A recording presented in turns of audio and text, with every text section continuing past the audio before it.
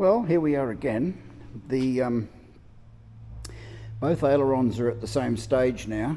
I gave them another run over with the iron at 250 degrees, which they'd already had that one, so it probably didn't have much impact.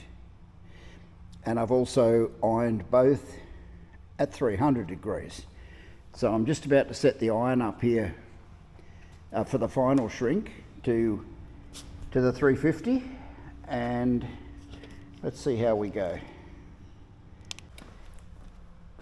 All right, the iron is on its way back up again. Let's see, 340, 343, 350 almost. Ooh, it peaked at 350. I think we'll call that good enough. I don't want it overshooting the 350. And as soon as we start using the iron, especially if it has metal underneath, like this leading edge here, this is just fabric here, but this metal will suck the temperature out of the iron pretty quickly. So this is what I want to try and shrink most of all, is this piece of fabric here, each of those squares. And just like before, we'll start in the middle.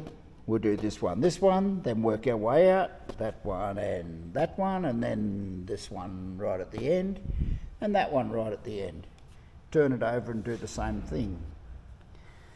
But anyway, I'm happy with the iron. Let's go for it. I'll only show you one square. We'll iron right up here into the corner. See, I'm not staying stationary, but I'm also not moving very fast either. Up into that corner, across into the middle, work our way down. Like I pointed out to you the other day, the hot point of the iron is right about there, right where those two lines come down, right about there. That's the hottest part of the iron. So we can't get it right up into the corner, and I don't want to iron over the top of rivets. That'd be a surefire way of ripping the fabric and putting holes in it. So anyway, there's one, and like I said, I'll only show you one, but this is the second one. Yeah, right down into the corners. Yeah, this is called iron cam, I think. Up here where it crosses over the reinforcing tape, make sure it's down properly. Same with this one. Yeah, I'm not ironing the rivet heads that are here. That's a rivet head. I'm only doing the tapes. Yeah, so there you go. I'll leave you to it while I go ahead and do the other bays. Well, that's it. Both ailerons have had their three, well, that's a bit hard to say, 3 shrinks. The final one at 350 degrees. Made sure I got the trailing edge and around the leading edge as well. Well, here we go again. It's a brand new day. I've got the Ecoclean, not very much actually, but I've got the Ecoclean out, my Scotch Brite pad, both ailerons. And what the objective is today is to clean them up with some water and the Ecoclean. I just happen to have rainwater here from those rainwater tanks, and yeah, we're going to wash these so they've got half a chance to dry before this afternoon, when I'd like to complete the coat of Ecobond, the diluted Ecobond. So that's the job for this morning. I'll bring you back if anything exciting happens. Okay, the lower ailerons have been washed with their 15% or 15 to 1 Ecoclean. They've been rinsed and rinsed and rinsed with rainwater, so they're nice and clean right now, and they're ready for their well, not ready quite yet. They've got to dry out. That's what they're doing, hanging off the rotary clothesline.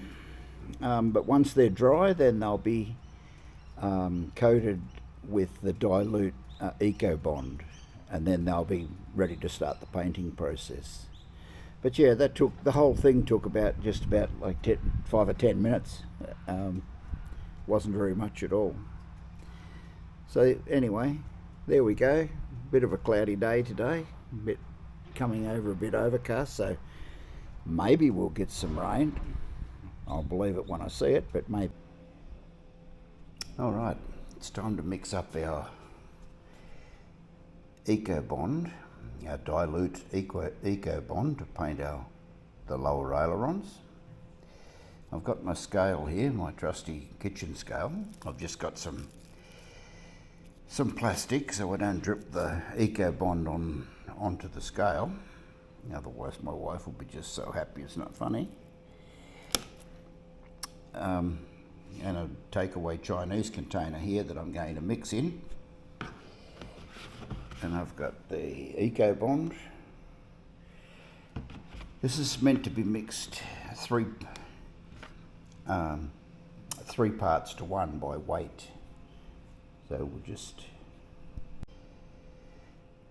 yeah, it's meant to be mixed 3 parts of Ecobond to 1 part of distilled water. I'm using reverse osmosis water.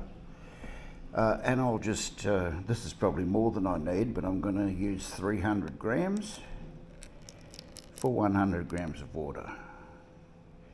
Oh, yep, that's way more than I need. Okay, well, maybe not 300. How about 60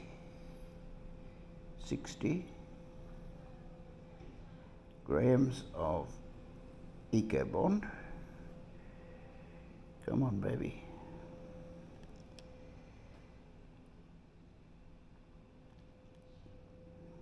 Right there. To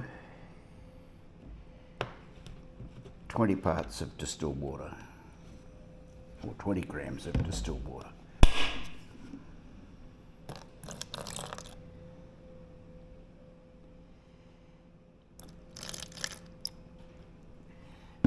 Yep, overshot. Close enough.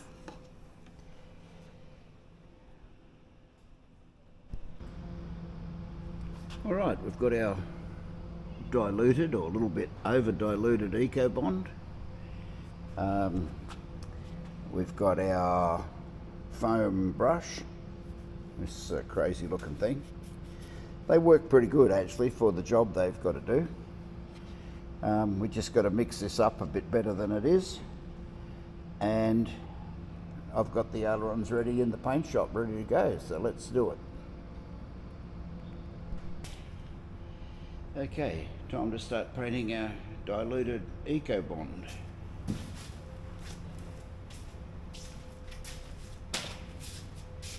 Try not to kick it over. Look at that, it sinks right into the weave of the fabric.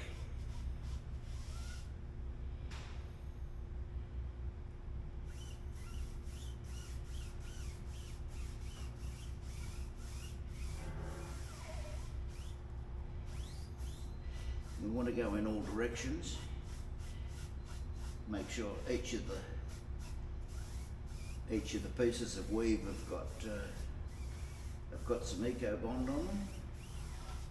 Try not to get rungs.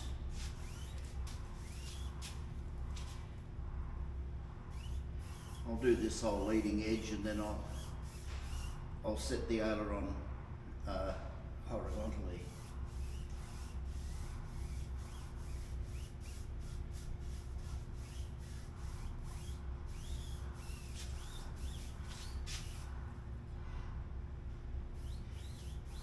But it's reasonably quick, reasonably easy, no big deal. Up this way.